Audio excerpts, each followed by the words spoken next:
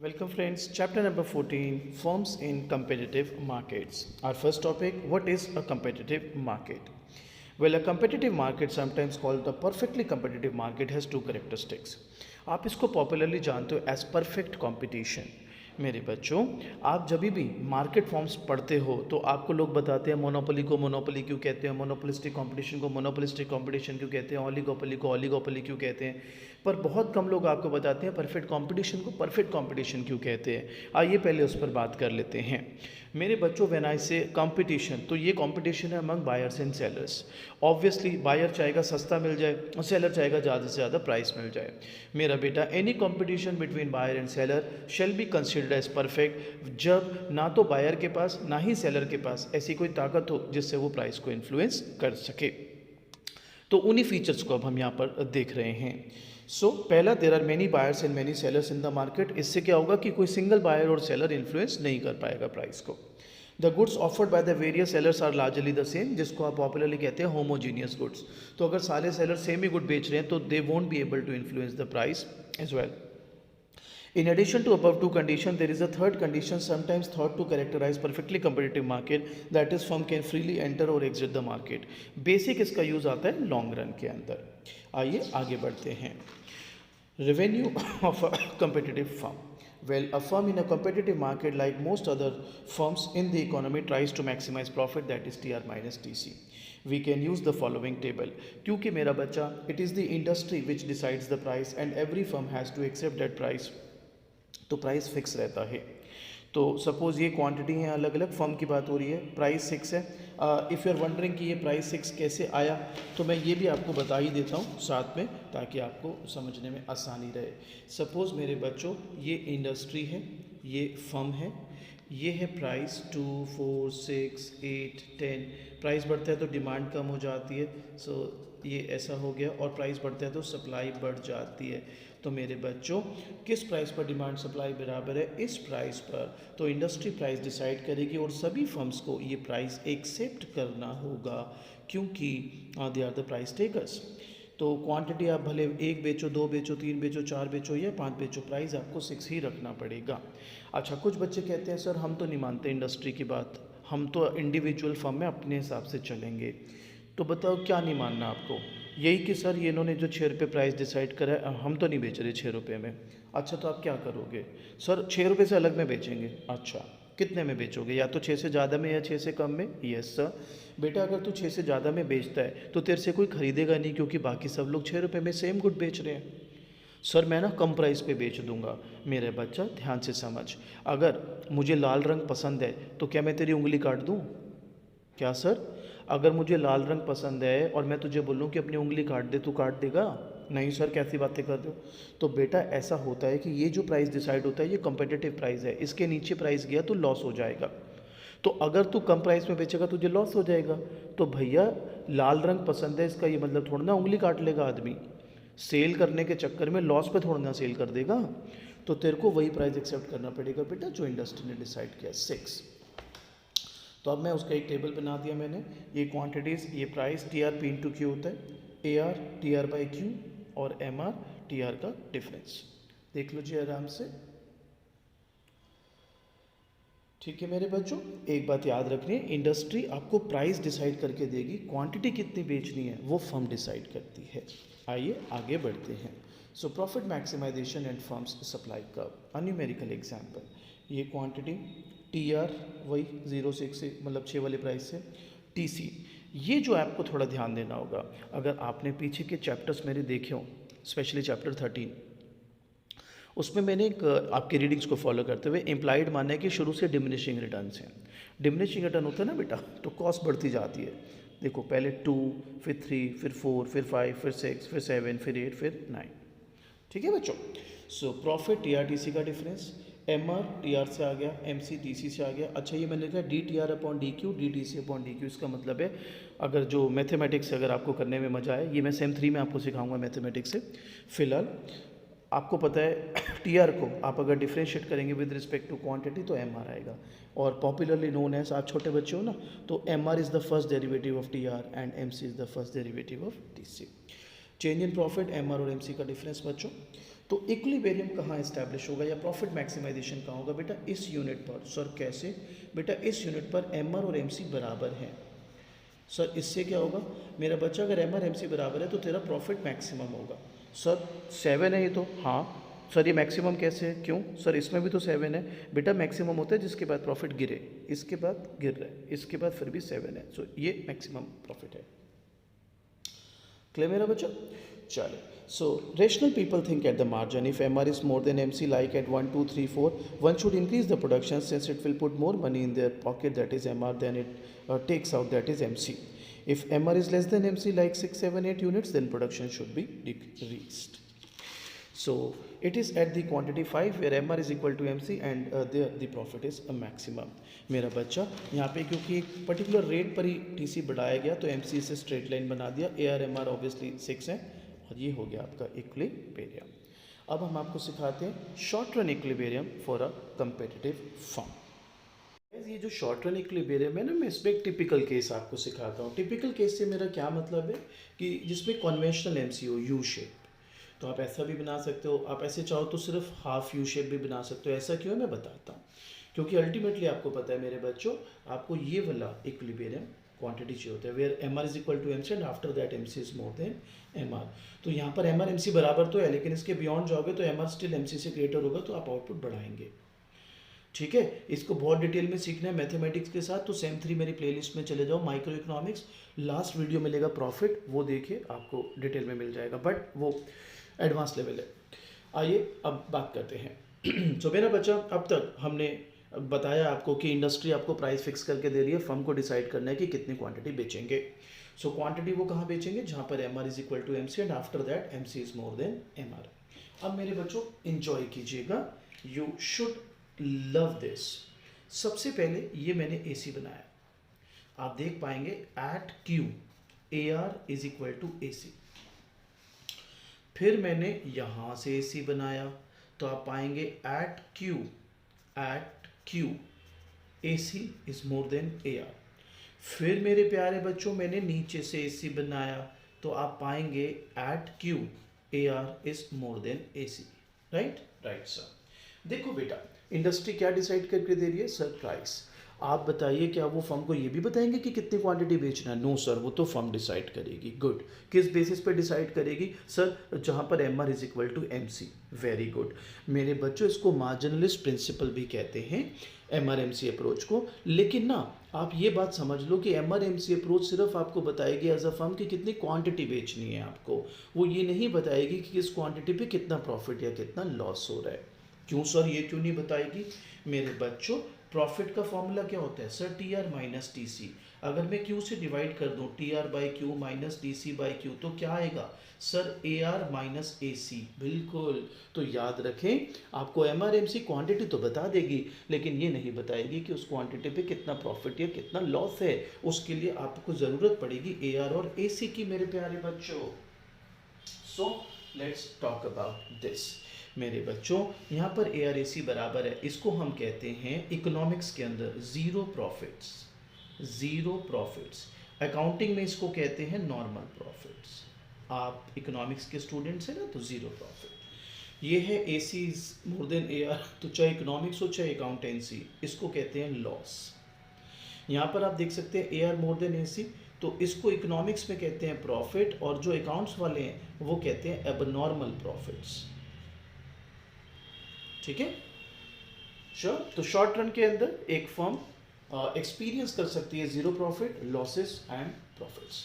अगला टॉपिक मेरे बच्चों, शट डाउन पॉइंट। अरे यार आप बताओ, शट डाउन पॉइंट साउंड क्या कर रहा है, पॉजिटिव या नेगेटिव?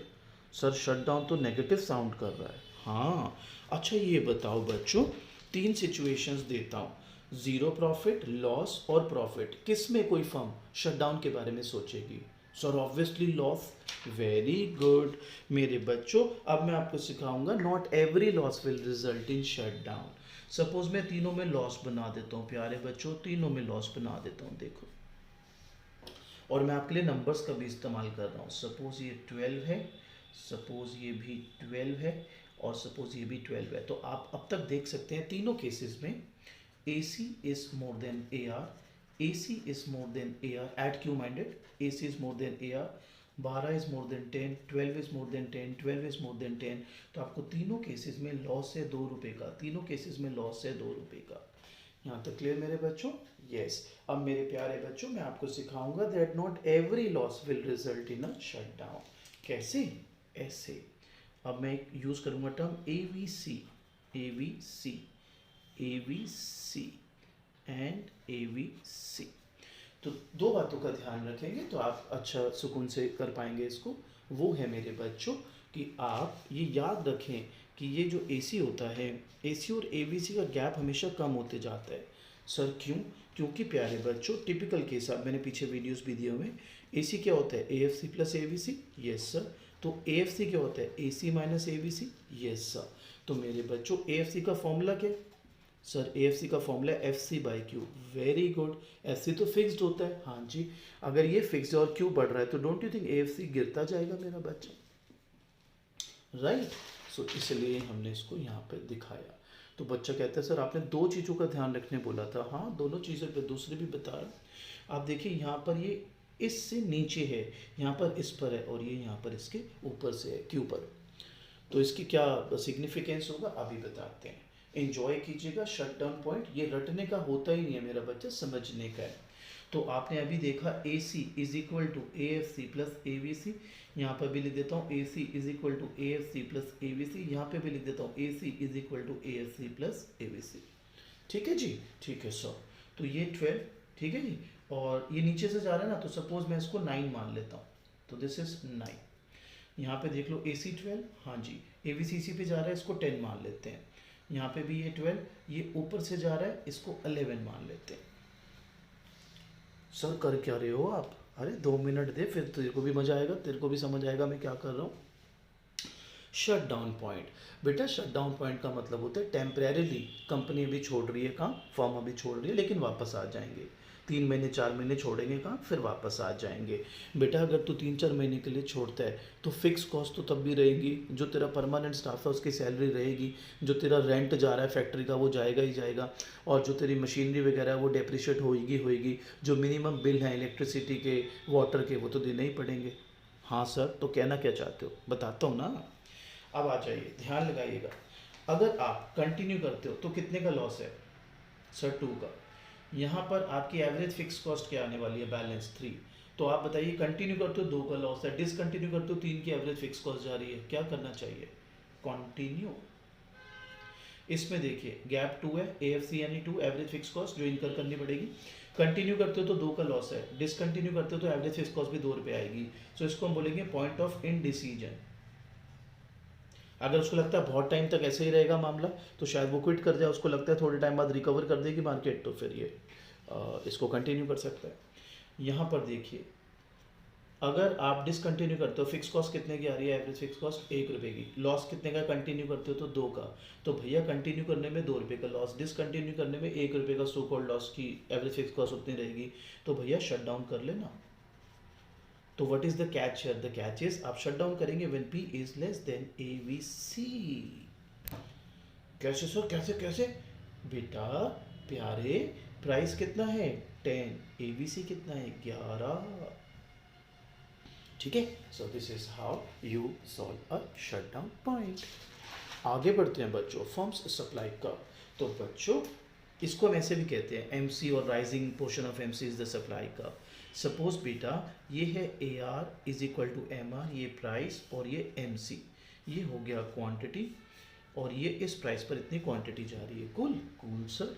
प्राइस बढ़ गया पीछे से इंडस्ट्री में, तो ये हो गया AR1, ये हो गया MR1, ये हो गया Q1, और ये हो गया P1 और Q1। ये सप्लाई कब?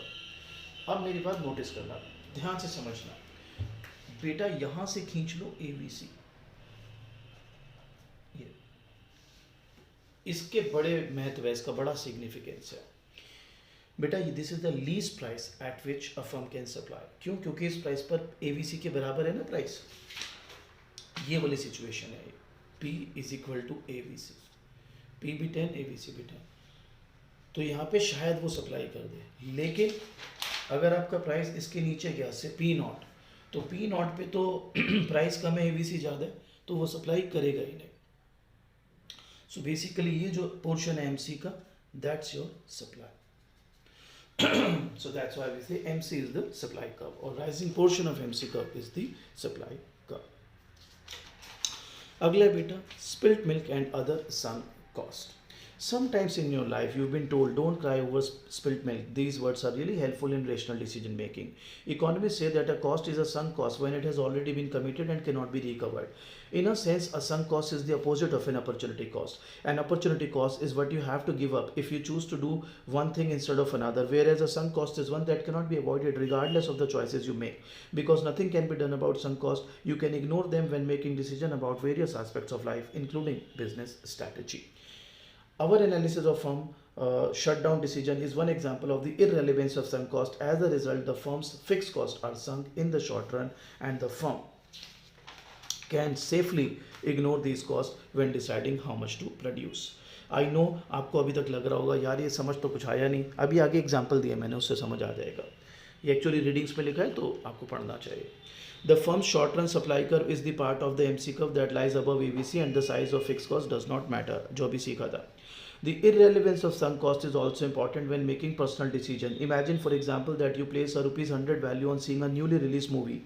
You buy a ticket for 70, but before entering the theater, you lose the ticket. Should you buy another ticket? Should you now go home and refuse to pay a total of 140 to see the movie? The answer is that you should buy another ticket. The benefit of seeing the movie that is 100 still exceeds the opportunity cost that is 70. The 70 you paid for the first ticket is the sunk cost. As with spilt milk, and there's no point in crying about it. तो इसको अच्छे से समझते हैं एक real life example से. And what a good example is this one. Near empty restaurant end off season miniature golf. Have you ever walked into a restaurant for lunch and found it almost empty? Why, you might have asked, does the restaurant even bother to stay open? It might seem that the revenue from the few customers could not possibly cover the cost of running the restaurant. In making the decision whether to open for lunch, a restaurant owner must keep in mind the distinction between fixed and variable cost. Many of the restaurant costs like rent, kitchen equipment, table, plate, these are fixed. Shutting down during lunch will not reduce this cost. These has been incurred. These are like some cost. They cannot be recovered. So when the owner is deciding whether to serve lunch, only the variable cost, that is the price of additional food and the wages of extra staff, are relevant. The owners shut down the restaurant at lunchtime only if the revenue from those few lunchtime customer fails to cover the restaurant's variable cost. इसीलिए हम आप shutdown में भी क्या सोचे थे, P और AVC. सो जो मैटर करती है वो वेरिएबल कॉस्ट मैटर करती है.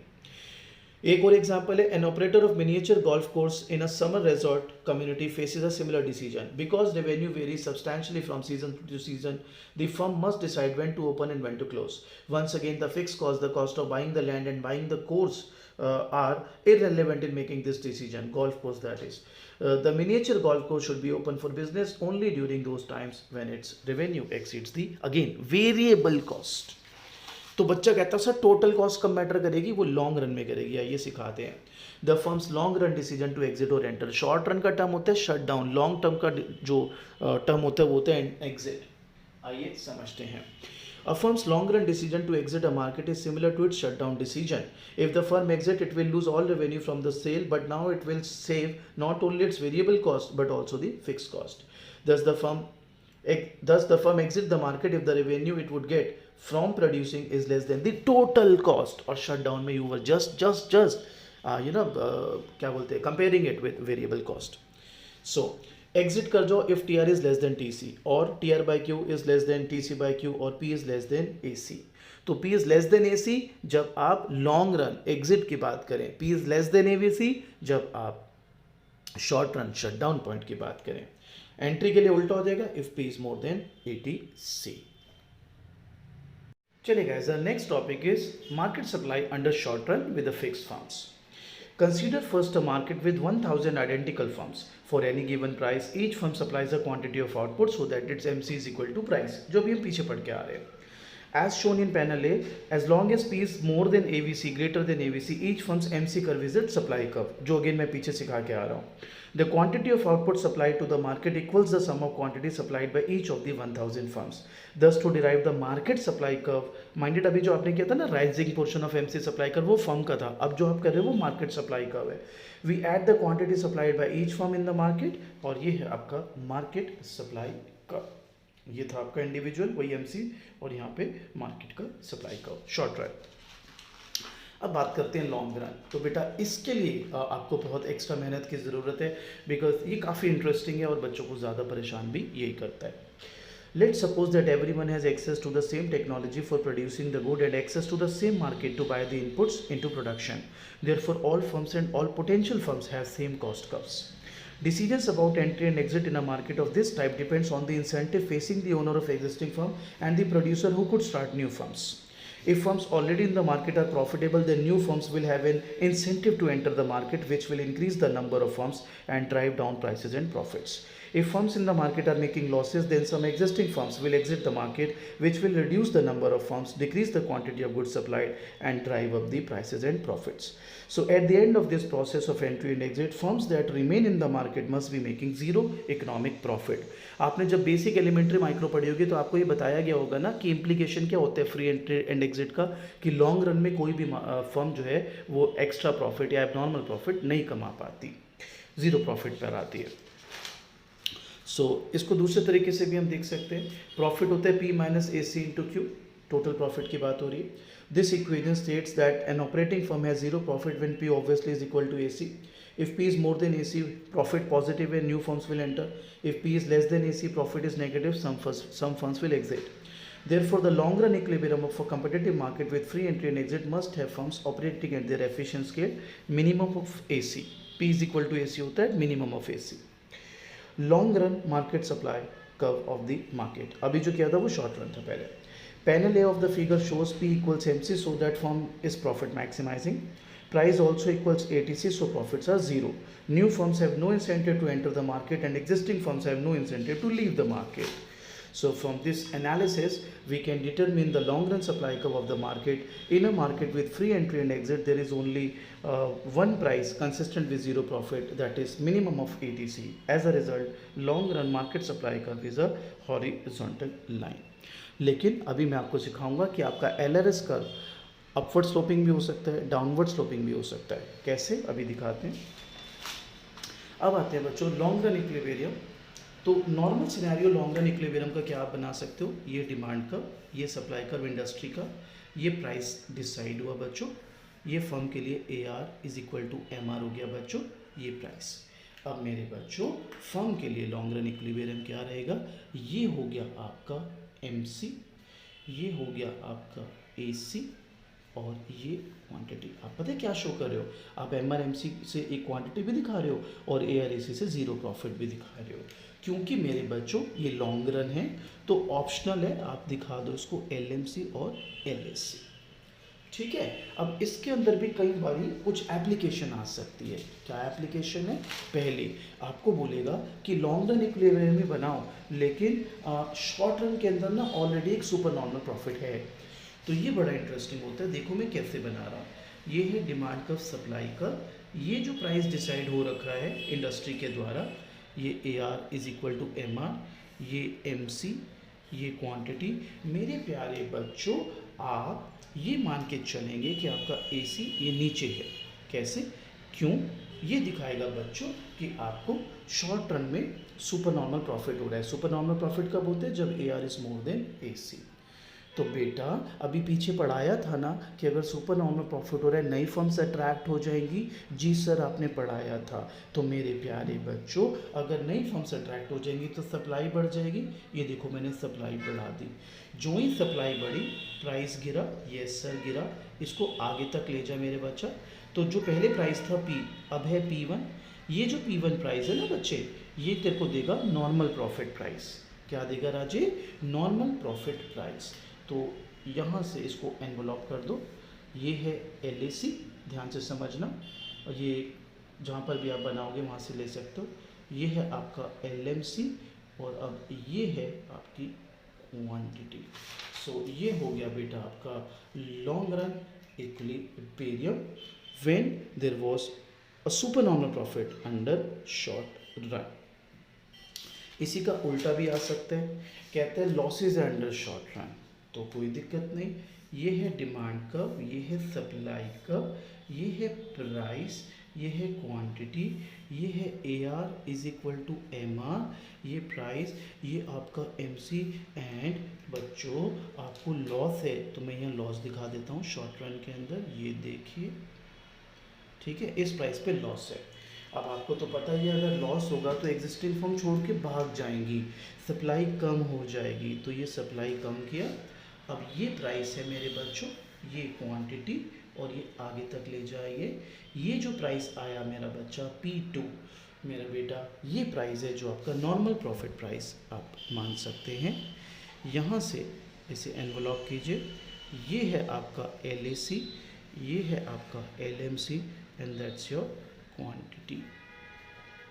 ठीक है, एक चीज़ मज़े की बताऊं तुम्हें, बताऊं? हाँ सर बताओ। जब मैंने चैप्टर 13 में LAC की डेरिवेशन कराई थी ना आप लोगों को, तो मैंने ऐसे सिखाई थी, ये देखो, ये LAC, हाँ सर बनाई थी, ये SAC1, यस सर, ये SAC2, यस सर, ये SAC3, यस सर। देख लो, ये मिनिमम से लेफ्ट था, ये मिनिमम पर था, हाँ सर, यही यहाँ पर हो रहा है, देखो ध्यान देना, मिनिमम से लेफ्ट पर है और ये मिनिमम पर। आप चाहें तो इसमें शॉर्ट रन भी बना सकते हैं, but then that will be too clumsy. So वैसे तो मेरे प्यारे बच्चों, अगर आपके पेपर में लॉन्ग रन इक्विलिब्रियम आता है तो आप सिंपली ये दिखा के छुट्टी कर सकते हैं टॉपिक की। लेकिन अगर ज़्यादा एडवेंचरस हो जाए पेपर सेटर और आपको कहें कि नहीं ये बताओ कि सुपर नॉर्मल प्रॉफिट है अगर शॉर्ट रन में, तब क्या होगा, तब कैसे काम बनेगा, तो उस केस में मेरे प्यारे बच्चों आप देख सकते हैं कि ये सुपर नॉर्मल प्रॉफिट पहले बनाया, फिर नई फर्म्स आ गई, सप्लाई बढ़ी जिससे प्राइस गिर गई, ये जो नया प्राइस है that will B equilibrium price. और मेरा बच्चा अगर आपको ये बोले कि ऑलरेडी लॉसेज हैं, तो ये आपके लॉसेज हैं, इसके हिसाब से आप देख सकते हो ये पूरा लॉस, और फिर लॉस होगा तो एग्जिस्टिंग फर्म छोड़ देंगे, एग्जिस्टिंग फर्म छोड़ देंगे तो this is where the new price will be. Clear यहाँ तक? Sure everybody? चले, इसको जो मैंने प्राइस बोला हुआ तो इसको एवरेज कॉस्ट ही कह दें तो बस सही है, ये पूरा लॉस है बेसिकली। चले, अब आपको सिखाते हैं सबसे इम्पॉर्टेंट, सबसे ट्रिकी डेरिवेशन ऑफ LRS। मेरे बच्चों सबसे पहले आप बात कर रहे हो लॉन्ग रन सप्लाई कर्व की, राइट? Yes sir. तो आप पहले ही ना लॉन्ग रन इक्विलिब्रियम बना लो, जो मैंने अभी बिल्कुल स्टार्टिंग में आपको सिखाया था। भूल गए? कोई बात नहीं, दोबारा बनाते हैं। LMC LAC ये पहले बना दो, ये लॉन्ग रन इक्विलिब्रियम है, ठीक है। सेम यहाँ पे भी बना के दिखा रहा हूँ, डिमांड का, सप्लाई का, price, quantity, AR is equal to MR, LMC LAC। और बेटा ये यहाँ पर भी बना दो। सर तीन तीन पैनल क्यों बना रहे हो? अभी सब पता चलेगा। ये प्राइस, ये quantity, AR is equal to MR, LMC LAC, ठीक है। अब मेरे बच्चों आपको हम सिखाते हैं,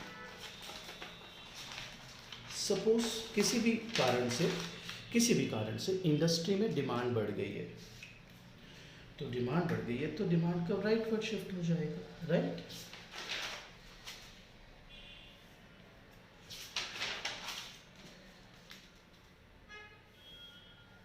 ठीक है, डिमांड का राइटवर्ड शिफ्ट होगा। अब आप बताओ, अगर डिमांड बढ़ जाती है तो प्राइसेस बढ़ेंगे? आप देख सकते हैं, यस सर प्राइस बढ़ गए, देखो प्राइस बढ़ा दिए और ये प्राइस आगे तक चला गया, ठीक है। This is P1, this was P। Same यहाँ पर हुआ, देख लीजिएगा,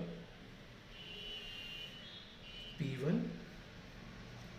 P1 Q1, सेम यहाँ पर हुआ P1 P, और इसको भी लिख सकते हैं AR1 MR1, और ये हो गया Q1, ठीक है।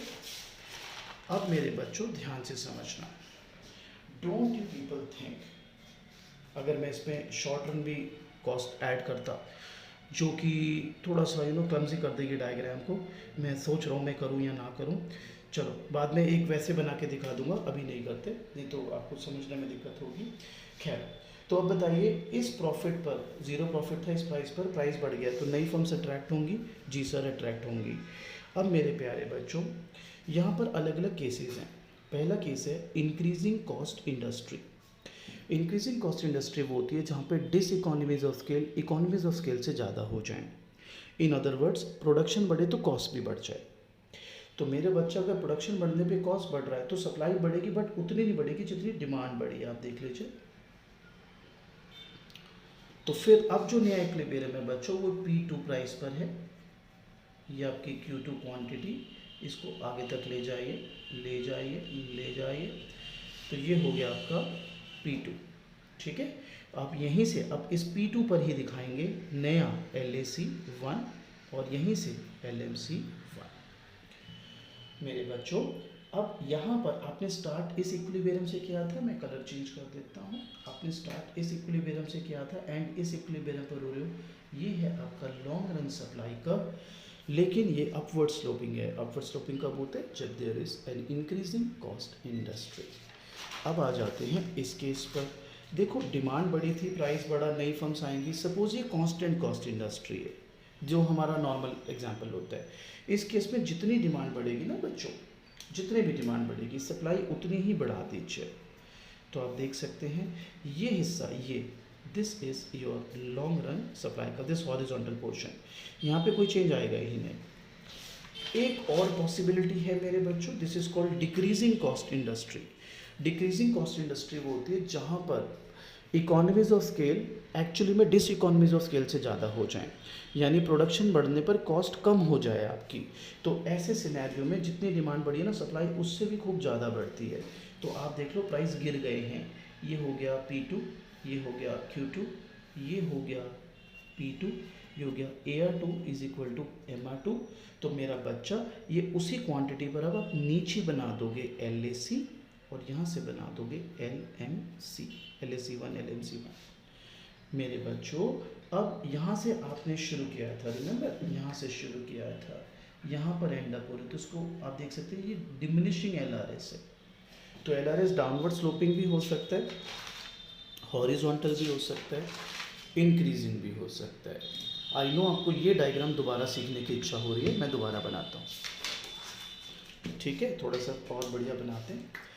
Again you have the demand curve, you have the supply curve, you have the price, you have the quantity and you have this AR is equal to MR। ये है आपका LAC, ये है आपका LMC, ये है आपका क्वांटिटी। ठीक है, अब मैं इसमें थोड़ा सा छेड़खानी और करूँगा, भैया मेरा मन कर रहा है। ये है SAC और ये है आपका SMC। सर ये क्या बना दिया आपने? चिंता नहीं, चिंता नहीं, आपने चैप्टर 3 कॉस्ट ऑफ प्रोडक्शन किया हुआ है, किया हुआ है। उसमें याद करो ये था LAC, यस सर था। ये था SAC1, यस सर था। ये था SAC2, यस सर था। ये था SAC3, यस सर था। बढ़िया, तो ये याद है आपको? हाँ जी बिल्कुल याद है। Q1, Q2, Q3 यही थे, यस सर यही थे। फिर मैंने आपको कहा था MCAC को मिनिमम से इंटरसेक्ट करता है, हाँ जी कहा था। फिर आपने ऐसे इंटरसेक्ट कराए थे, हाँ जी कराए थे। ठीक है, SMC3 ये आगे तक ले आए थे। ठीक है, फिर मैंने कहा था ये पॉइंट 1 है, ये पॉइंट 2 है, ये पॉइंट 3 है, हाँ जी कहा था। फिर आपने इनको ज्वाइन किया था और आपने डिराइव किया था LMC, किया था? हाँ जी सर किया था। तो मैं आपकी जानकारी के लिए बता दूँ, ये जो 2 नंबर है ना, 2 नंबर, हाँ सर यही है, ये 2 नंबर ही शो कर रहा है। खैर आगे बढ़ते। तो किसी वजह से डिमांड बढ़ गई, ये डिमांड बढ़ा दी मैंने। जैसे ही डिमांड बढ़ी देखो प्राइस बढ़ गया, प्राइस जैसे बढ़ा आगे चले गए, आगे चले गए। तो जो फर्म है ना शॉर्ट रन के अंदर, ये यहाँ पर आ गई, क्वांटिटी बढ़ा दी, SMC से इंटरसेक्ट करा दिया, क्योंकि अब AR1 MR1 यहाँ पर है। ठीक है, श्योर। अब क्योंकि ये इंक्रीजिंग कॉस्ट इंडस्ट्री है जहाँ पे diseconomies of scale economies of scale से ज़्यादा हो जाते हैं, तो अगर diseconomies of scale economies of scale से ज़्यादा हो जाएंगे प्यारे बच्चों, तो आपको ये मानना ही पड़ेगा कि इसका मतलब है कि आउटपुट बढ़ेगा तो कॉस्ट ऑफ प्रोडक्शन बढ़ेगी। अगर ऐसा खेल है कि आउटपुट बढ़ रहा है, कॉस्ट ऑफ प्रोडक्शन बढ़ रही है, तो सप्लाई बढ़ेगी मगर उतनी नहीं बढ़ेगी जितनी डिमांड बढ़ी है, तो सप्लाई मैंने कम बढ़ाई।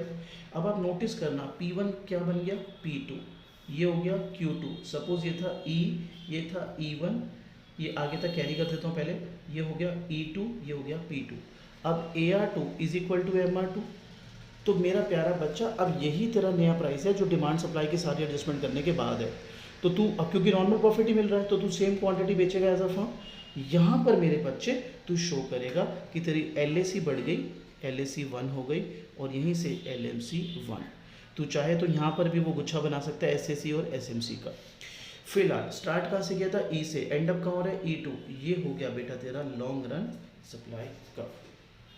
ठीक है ना। अब तेरे पेट में दर्द ये हो रहा होगा, तुझे इच्छा ये हो रही होगी, सर ऐसा हो कैसे सकता है कि इंक्रीजिंग कॉस्ट इंडस्ट्री हो जाए। आपने कांस्टेंट कॉस्ट इंडस्ट्री तो बता दिया था पीछे, ऐसा कैसे हो सकता है कि कोई इंक्रीजिंग कॉस्ट इंडस्ट्री हो सकती है, कोई डिक्रीजिंग कॉस्ट इंडस्ट्री हो सकती है, यानी कब economies of scale diseconomies of scale से ज़्यादा हो सकता है, या कब diseconomies of scale economies of scale से ज़्यादा हो सकता है। तो उसके लिए मैं एक एक्सप्लेनेशन अभी एंड में लगा देता हूँ, थ्योरी पढ़ लियो आराम से। ठीक है, चलो, I hope this video helps. हाँ, कोई डाउट हो तो मेरा प्यारा बच्चा, ये मेरा नंबर है, मैं अगर तेरे कोई काम आ सकूं I will be more than happy. कोई भी डाउट हो व्हाट्सएप कर लेना इस पर।